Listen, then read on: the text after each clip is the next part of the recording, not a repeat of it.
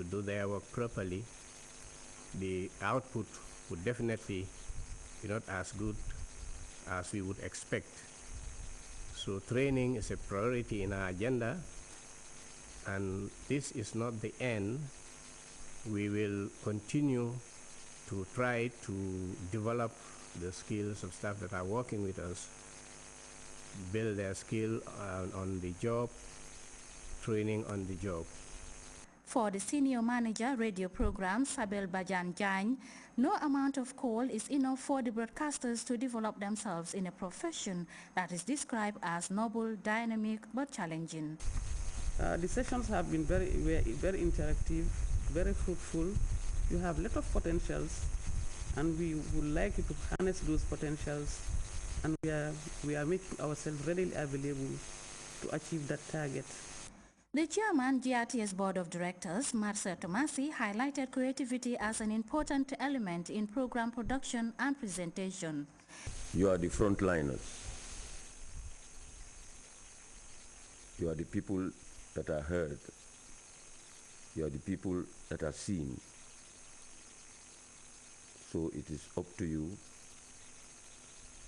to benefit greatly from the training you have received in the service of the people. You make minds, you mold minds, you persuade minds. That is your job, and you must perform it with sincerity, with dedication, and with honesty.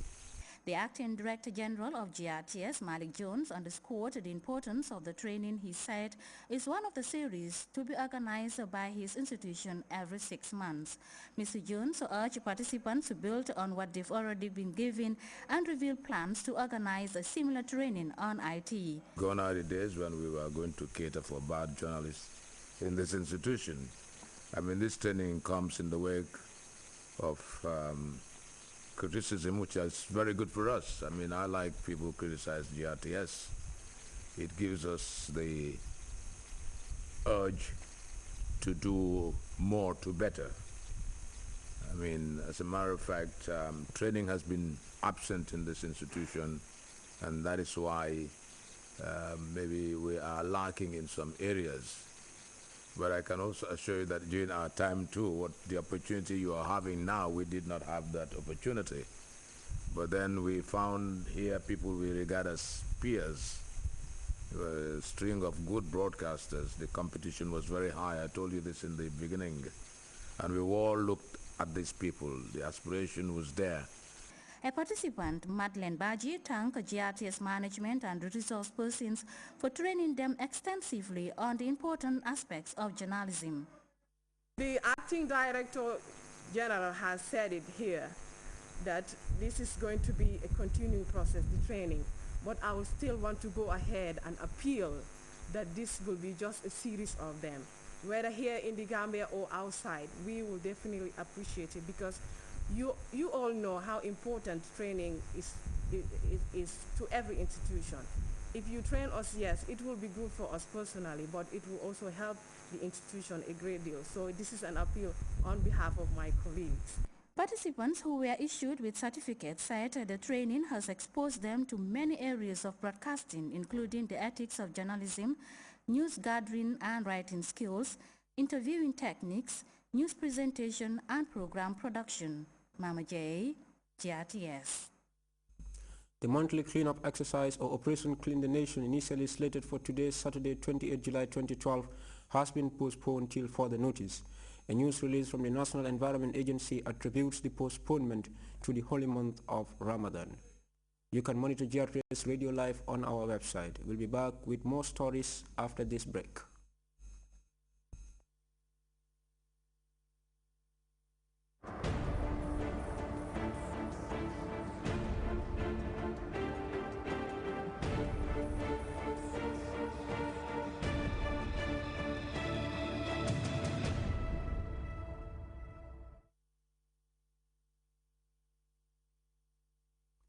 Welcome back.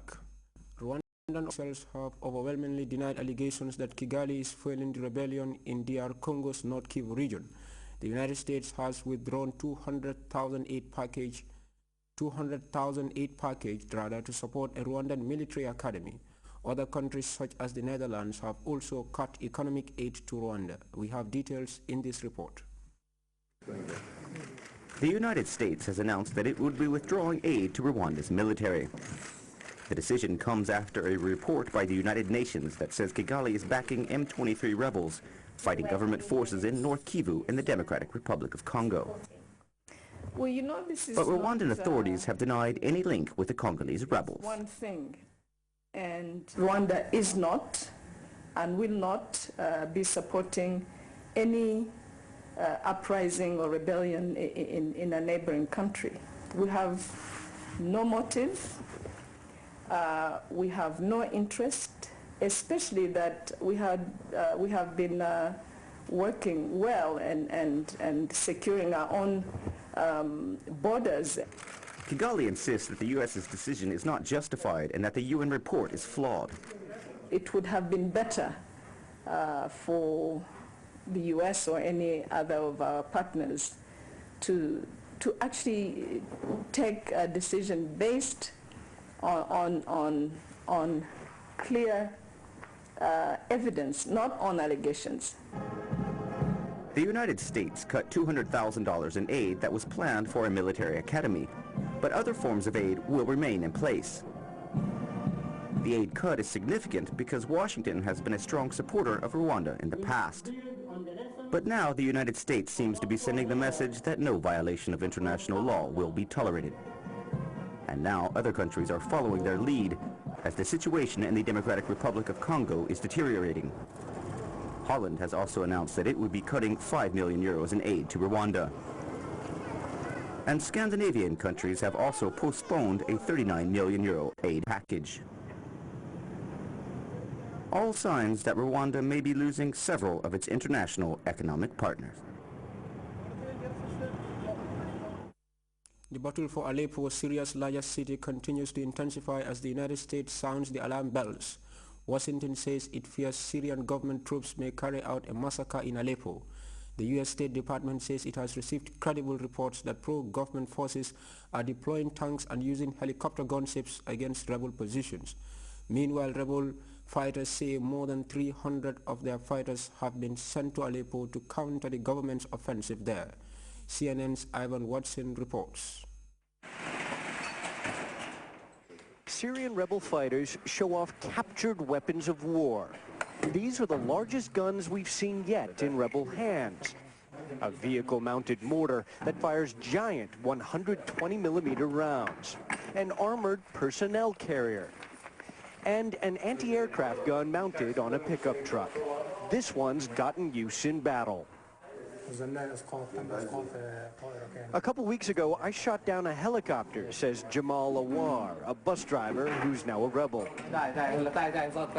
Moments later, a helicopter flies high overhead.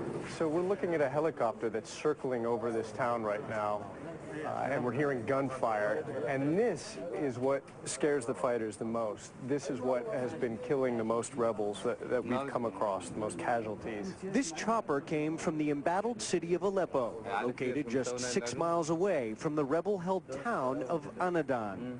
The Syrian rebels say they're fighting for freedom from the Assad regime, and they've succeeded in pushing out government security forces from this town of Anadan. But look at the cost. There isn't a single civilian resident left in this town. It's been blasted and is almost completely deserted except for fighters. The town is scarred by artillery fire and eerily empty. This is why this town is so deserted. 2 days ago, 3 people, Kurds from out of town, were driving this small vehicle, small truck, up this road, and they were hit from a military checkpoint. It looks like right about here. It still smells like rotting flesh right now. A fighter tells us there's a government army base out in the farmland just a few miles away, and the soldiers there fire at us. Bullets whiz overhead as we film a defaced statue of the current Syrian president's father, Hafez al-Assad. Nearby, in the mansion of a wealthy businessman, we find a squad of rebels taking